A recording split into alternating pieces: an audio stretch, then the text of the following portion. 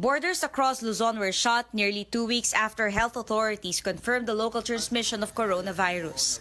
Efforts to save the infected and break the chain of transmission begin. Authorities had to catch up on testing as infections rise by the day.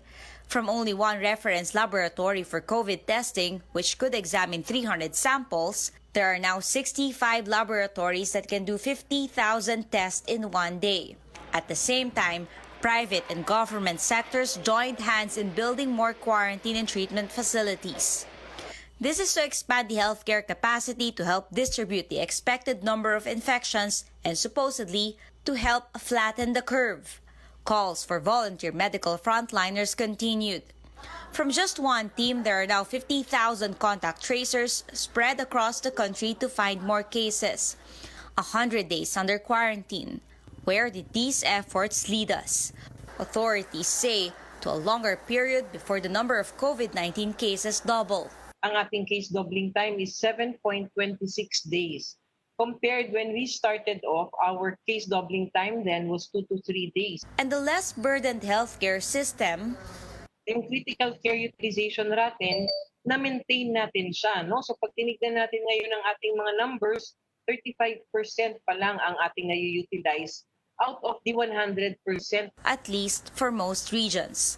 For Metro Manila cities, rising number of infections is now seen in Central Visayas. 139 facilities nationwide are at danger level. Over 70% of the beds here are occupied.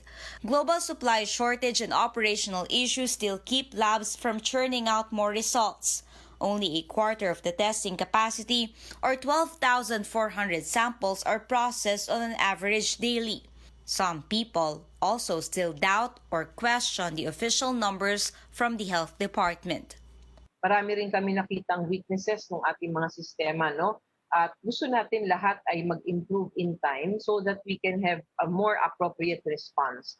Unang-una na, gusto natin of course magka-improvement tayo dito sa ating information system. Pero gusto pa rin nating dumami yung mga facilities natin. And of course, our healthcare facilities. The government has ordered more lab supplies, enough for at least 1 million tests. An epidemiologist says it's time to focus the testing on areas with high number of infections. Siguradong mas maraming kaso sila. And it's very obvious. Like, you look at the data in Tondo and in Manila, you look at the data in Quezon City. From the first COVID-19 case in January, there are already over 30,000 infections by June, and the number continues to rise. The government hopes the test, trace, and treat efforts have prepared the country for a possible second major wave of infections. Caroline Bonquin, CNN Philippines.